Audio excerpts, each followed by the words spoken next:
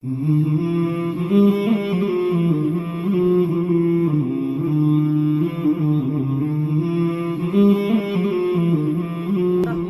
ونصلي ونسلم على رسوله الكريم اما بعد فاعوذ بالله من الشيطان الرجيم بسم الله الرحمن الرحيم قل هو الله احد صدق الله العظيم وصدق رسوله النبي الكريم وقال الله تبارك وتعالى في شان حبيبه صلى الله عليه وسلم ان الله وملائكته يصلون على النبي يا ايها الذين امنوا صلوا عليه وسلموا تسليما الصلاة والسلام عليك يا سيدي يا رسول الله وعلى آلك واصحابك يا سيدي يا حبيب الله الصلاة والسلام علیک یا سیدی یا نبی اللہ وعلی آلک واصحابک یا سیدی یا حبیب اللہ۔ تمام تعریفیں، ثنائیں اور حمدیں اس ذات یکتا کے لیے ہیں جو ازلی، ابدی، سرمدی، واجب الوجود، وحدہ لا شریک ہے، اور بے شمار درود و سلام تاجدار دو جہاں، شاہ سوار لامکا، روح کن فکا، سید السادات، جوہر کائنات، منبع فیوز و برکات، حضور پر نور، شافی یوم النشور، حبیب لبیب رب غفور، رسول خدا، شاہد خدا، احمد مجتبی، حضرت محمد مصطفیٰ صلی اللہ علیہ وسلم کے دربار در گہربار میں ہدیہ درود و سلام پیش کرنے کے بعد بزرگ و دوستو السلام علیکم۔ میں قرآن مجید فرقان حمید کی جو آیت کریمہ تلاوت کرنے کا شرف حاصل کیا ہے، اللہ رب العزت نے اس میں اسلام کے ایک بنیادی اصول کو بیان فرمایا ہے جسے اصول توحید کہا جاتا ہے۔ اسلام کے بنیادی اصول جو ہیں وہ تین ہیں، جنہیں اصول عقائد بھی کہا جاتا ہے: توحید، رسالت، بعث بعد الموت، یعنی مرنے کے بعد اٹھنا۔ اور میرا موضوع سخن بھی آج توحید ہے۔ سب سے پہلے اس آیت کریمہ کا ترجمہ سماعت فرمائے، اس کے بعد انشاءاللہ اپنے موضوع کی طرف میں آتا ہوں۔ قرآن مجید فرقان حمید کے اندر اللہ تبارک و تعالیٰ نے تقریباً 1500 مقامات پر اپنے محبوب کو خطاب فرمایا ہے، اور مختلف عشاقان رسول صلی اللہ علیہ وسلم نے اپنے انداز میں ان کا ترجمہ کیا ہے۔ جب بھی کل یا کاف ضمیر کی باری آتی تو حضرت عبداللہ ابن عباس رضی اللہ تعالی عنہما فرمایا کرتے تھے: رب محمد کی قسم۔ اور ایک عاشقوں کے بہت بڑے امام جنہیں برکت مصطفیٰ فی الہند کہا جاتا ہے، شیخ المشائخ شیخ عبدالحق محدث دہلوی رحمۃ اللہ تعالی علیہ، انہوں نے اس کا ترجمہ یہ کیا ہے: اے محبوب من، اے محفوظ و معصوم من، یعنی اے میرے محبوب، اے میرے محفوظ اور معصوم۔ اور ایک اور بہت بڑے عاشقوں کے امام گزرے ہیں جنہیں امام احمد رضا بریلوی رحمۃ اللہ تعالی علیہ کے نام سے جانا پہچانا جاتا ہے۔ وہ اسے جگہ پر ترجمہ کرتے ہیں: اے محبوب فرما دیجئے۔ کل کا ترجمہ ہوا: اے محبوب فرما دیجئے۔ ہوا جو ہے یہ ضمیر شان ہے، اس کا ترجمہ صحیح یہ ہے کہ اے محبوب فرما دیجئے، وہ عظمت و شان والا، آگے لفظ اللہ ہے تو اللہ کا ترجمہ ہوا اللہ ہی، اور احد کا مطلب ہوتا ہے ایک، یعنی پوری آیت کریمہ کا ترجمہ یہ ہوا: اے محبوب فرما دیجئے، وہ عظمت و شانوں والا اللہ جو ہے وہ ایک ہے۔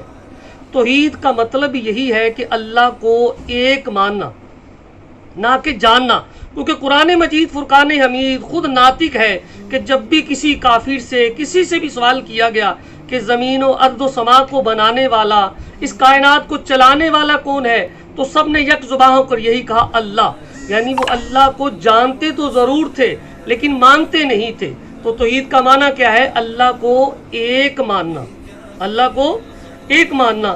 چونکہ میرا موضوع سخن بھی یہی ہے، لیکن توحید جتنا اسلام کا اہم بنیادی مسئلہ ہے، جتنا سب سے زیادہ اس پر زور دیا جانا چاہیے تھا، بڑے افسوس سے کہنا پڑ رہا ہے، اسی مسئلے میں لوگوں نے مغالطے دینا شروع کر دیے۔ یہ مسئلہ توحید کو بیان کرتے ہوئے عظمت نبی اور اولیاء اللہ کی جو عزت و تکریم ہے ان کو پامال کرنا شروع کر دیا۔ مسئلہ توحید کے اندر ہی لوگوں نے سب سے زیادہ مغالطے دھوکے دینا شروع کر دیے۔ جب تک لوگ توحید کا شربت اجمیر، غوث اعظم رضی اللہ تعالیٰ عنہ، سرہند شریف ایسے بزرگوں کی صحبت میں رہ کر پیتے تھے تو نہ تو وہ ڈگمگاتے تھے اور نہ ہی اسلام کی تعبیر میں مغالطے دینے کی کوشش کرتے تھے۔ آج لوگوں نے توحید کے نام پر عظمت انبیاء پر ڈاکے ڈالے ہیں، اولیاء اللہ کی عزت و تکریم کو پامال کیا ہے۔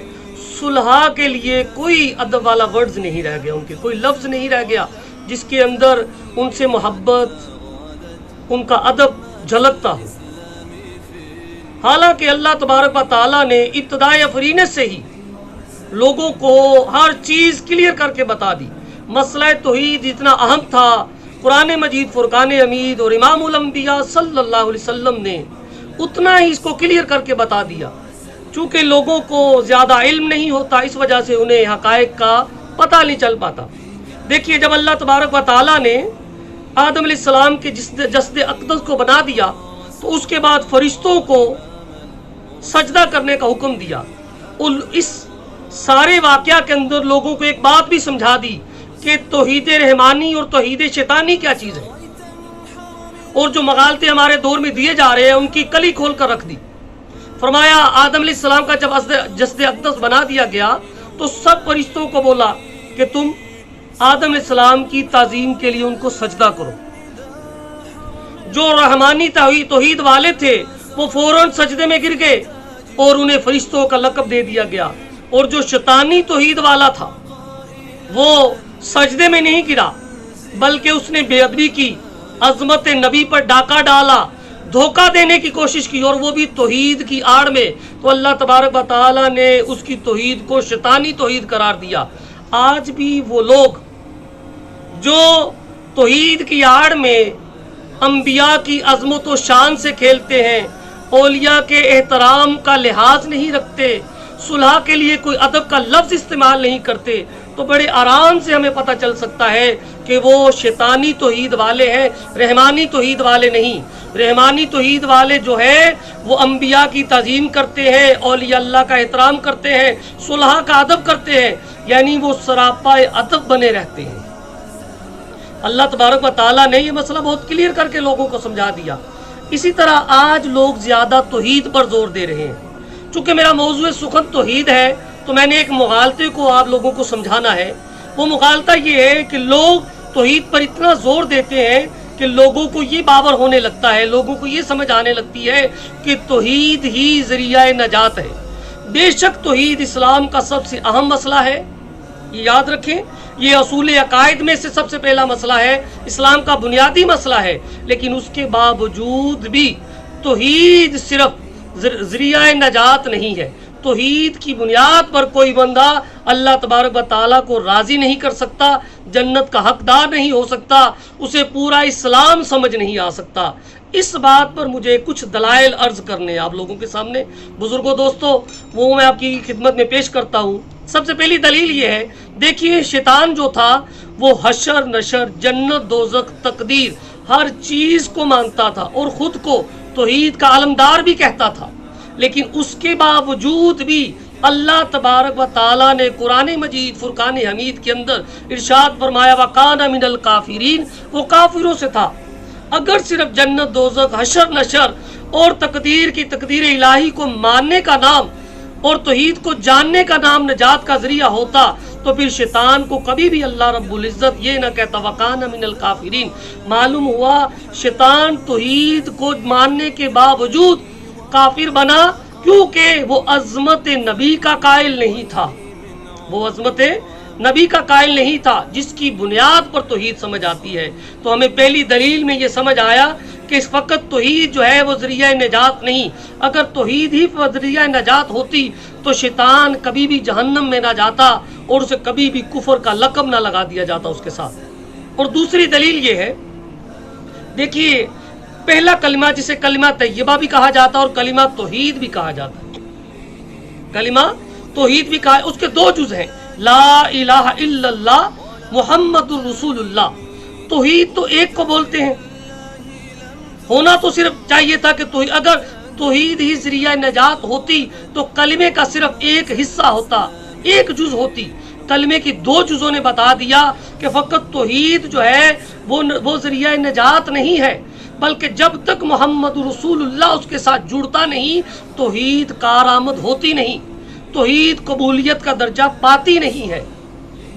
اگر توحید کے ذریعے ہی بخشش کا پروانہ مل سکتا تو اللہ رب العزت کبھی بھی محمد رسول اللہ نہ فرماتا۔ آپ ایسے ہی سمجھ لیجئے کہ اگر کوئی بندہ کروڑ سال تک لا الہ الا اللہ پڑھتا رہے تو وہ کبھی بھی دامن اسلام میں داخل نہیں ہو سکتا جب تک وہ محمد رسول اللہ کا پرچار نہیں کرتا۔ اور یہ دونوں دو چیزیں نہیں ہیں بزرگوں، دوستوں، یہ جو کلمہ کے اندر دو جزیں آپ کو نظر آتی یہ دو نہیں ہیں، یہ آپ ایسے ہی سمجھ لیں کہ ایک 100 یا 1000 کے نوٹ کا کاغذ ہے اور دوسرا جو ہے وہ اس کاغذ کی تحریر ہے جو اس کے اوپر لگی ہوئی ہے، یا ایک نوٹ کا کاغذ ہے اور دوسری اس کی مہر ہے۔ تو جو پہلی جز ہے وہ توحید کا کاغذ ہے اور جو دوسری جز ہے محمد رسول اللہ وہ اس کے اوپر وہ مہر ہے، وہ نوٹ کی مہر ہے یا نوٹ کی تحریر ہے۔ نوٹ اسی وقت تک بازار میں چلتا ہے، وہ کاغذ کا ٹکڑا اسی وقت تک قیمتی ہے، اپنی ویلیو رکھتا ہے جب تک اس پر وہ تحریر ہے۔ جب اس سے تحریر ہٹا دی جائے تو وہ 100 کا جو نوٹ ہے وہ 1 روپے کی مالیت بھی نہیں رکھتا۔ اسی طرح قیامت کے دن بازار جو اللہ تبارک و تعالیٰ نے حشر کا میدان سجانا ہے اس کے اندر جو ہے وہی توحید کا نوٹ چلے گا جس پر محمد رسول اللہ کی مہر ہوگی، جس پر نبوت کی تحریر ہوگی۔ تو یہ میرا دوسرا پروف تھا، اس سے بھی یہی معلوم ہوا کہ صرف اور صرف توحید جو ہے وہ ہمیں بخشا نہیں سکتی، اور توحید جو ہے فقط توحید کی بنیاد پر بندہ اللہ کی رضا جنت کا مستحق نہیں ہو سکتا۔ اور دیکھیے تیسری دلیل یہ ہے کہ اللہ تبارک و تعالیٰ نے قرآن مجید فرقان حمید کے اندر مسلمان مردوں کو مومنین اور مسلمان عورتوں کو مؤمنات فرمایا ہے، مومنین اور مومنات فرمایا ہے، ٹھیک ہے جی۔ اور ایمان والوں کو جو خطاب کیا تو فرمایا یا ایھا الذین آمنو۔ اگر توحید ذریعہ نجات ہوتی، صرف توحید کی بنیاد پر ہمیں نجات مل جاتی تو اللہ تبارک و تعالیٰ کسی جگہ پر یہ خطاب کر دیتا الذین وحدوا یا ایھا الذین موحدو یا موحدات۔ پورا قرآن آپ پڑھ جائیے بزرگو دوستو، آپ کو کسی جگہ پر بھی یہ الفاظ نہیں ملیں گے، کہیں بھی اللہ تبارک و تعالیٰ نے یہ خطاب نہیں کیا کہ اے توحید والو، اے توحید کے ماننے والو، بلکہ جہاں بھی خطاب کیا یا ایھا الذین آمنو، اے ایمان والو، مسلمان مردوں کو بولا تو مومنین بولا، عورتوں کو بولا تو مؤمنات بولا، یعنی جہاں بھی بات کی تو ایمان کی، اور ایمان بنتا ہے توحید و رسالت کے ساتھ، فقط توحید سے ایمان نہیں بنتا۔ اسی لیے اللہ تبارک و تعالیٰ نے کسی جگہ پر ان خطابات کے ساتھ مسلمانوں کو خطاب نہیں کیا، جہاں بھی خطاب کیا ایمان کے ساتھ کیا، اور ایمان کا میں نے پہلے عرض کر چکا کہ ایمان جو ہے وہ توحید و رسالت سے بنتا ہے۔ اگر ہمیں توحید ہی ذریعہ نجات ہوتی ہمارے لیے، کسی جگہ پر بھی اللہ تبارک و تعالیٰ ایسے الفاظ کے ساتھ خطاب کرتا ہے توحید والو، اے توحید کے ماننے والو، لیکن پورے قرآن مجید میں کسی جگہ پر بھی آپ کو یہ الفاظ نہیں ملیں گے۔ اب چوتھی دلیل دیکھیں، کچھ لوگ جو ہیں اللہ تبارک و تعالیٰ نے ان کے رد کے لیے بھی یہ فقط توحید کو ذریعہ نجات نہیں بنایا۔ اس کی وجہ یہ ہے کچھ لوگ دوسرے مذہب والے توحید کے قائل ہیں، جیسے سکھوں کے بارے میں کچھ مشہور ہے، آریہ مذہب ہے ہندوؤں کے اندر، کچھ عیسائی جو ہیں وہ خود کو توحید کا علمدار کہتے ہیں۔ اس کے باوجود آج تک کوئی مسلمان بھی ان کو مسلمان نہیں مانتا۔ اس کی کیا وجہ ہے؟ حالانکہ وہ تو توحید کا اقرار کر رہے ہیں، اگر توحید ذریعہ نجات ہوتی تو ہمیں ان کو بھی مسلمان ماننا چاہیے تھا۔ اصل میں بات یہ ہے اللہ رب العزت لوگوں کو سمجھانا یہ چاہ رہا ہے کہ جس کسی نے بھی توحید کو دیکھنا ہے تو وہ نبوت کے شیشے سے دیکھے۔ جو کوئی بھی خانہ کعبہ کا نظارہ کرنا چاہتا ہے وہ گنبد خضرا کی جالیوں کے جھروکوں میں کرے، تو اللہ तबारक व तआला उसकी तौहीद को मानेगा।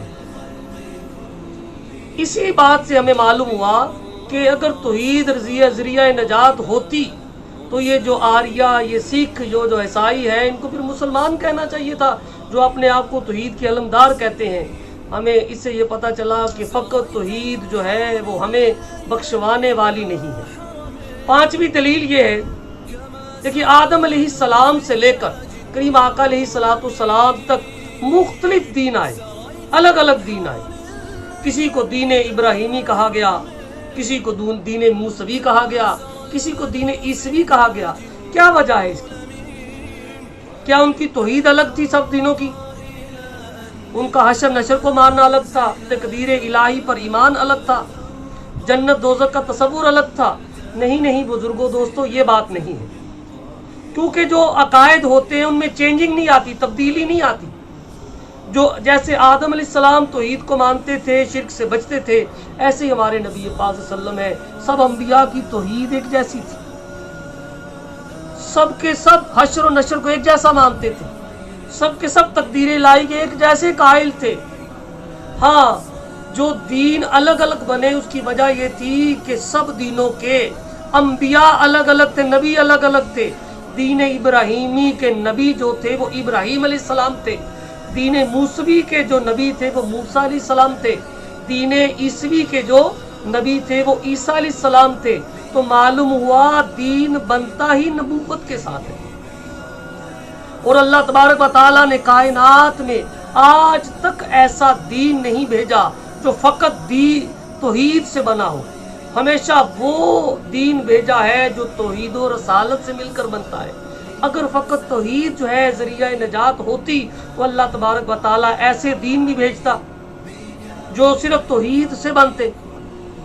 जब अल्लाह तबारक व तआला ने ऐसे दीन भेजे नहीं है तो मालूम ये हुआ कि तौहीद जो है वो ज़रिया नजात नहीं, बल्कि तौहीद और रसालत ज़रिया नजात है।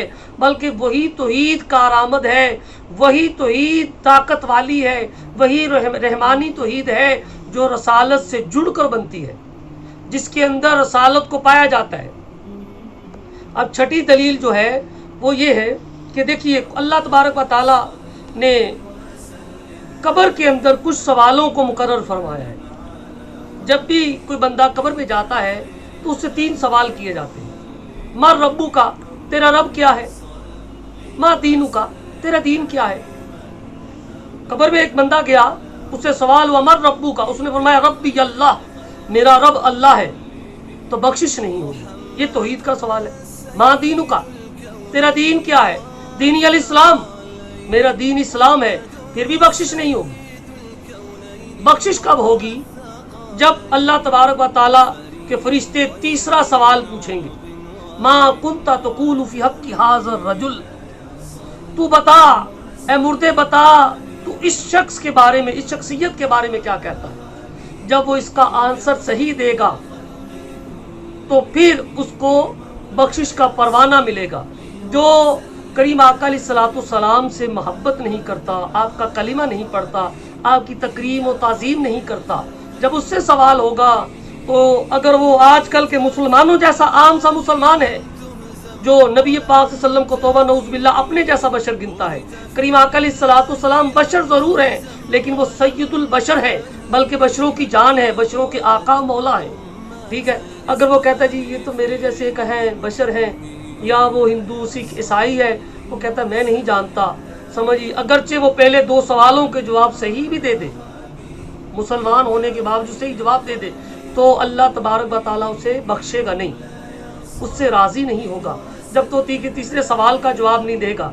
जब तीसरे सवाल का जवाब वो आदमी देगा जिसने तौहीद के जाम अजमेर से पिए होंगे, हुजूर गौसे आज़म की बारगाह से पिए होंगे, सरहंद के मैखाने से पिए होंगे, दाता अली हजवेरी की बारगाह में बैठने वाले उलमा से सीखे होंगे, पिए होंगे, तो फिर वो जवाब देगा ये मेरे आका व मौला है, सैयदुल अंबिया है,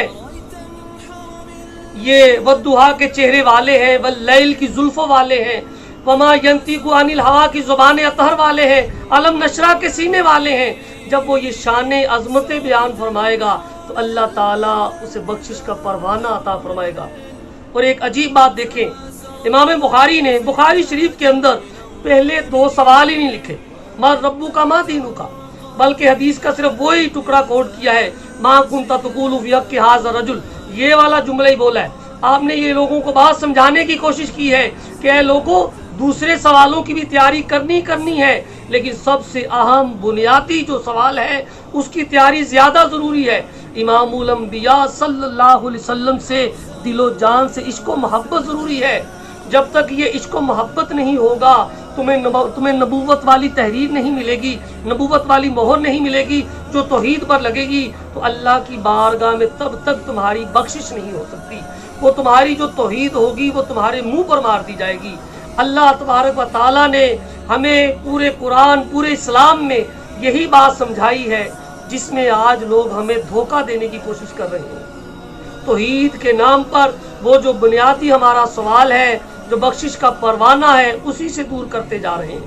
اللہ تعالیٰ سے دعا ہے ہمیں بزرگوں اور سلف صالحین کے طریقے پر توحید کو سمجھنے کی توفیق عطا فرمائے، توحید رحمانی سے ہمارے دلوں کو منور فرمائے۔ وآخر دعوانا ان الحمد للہ رب العالمین۔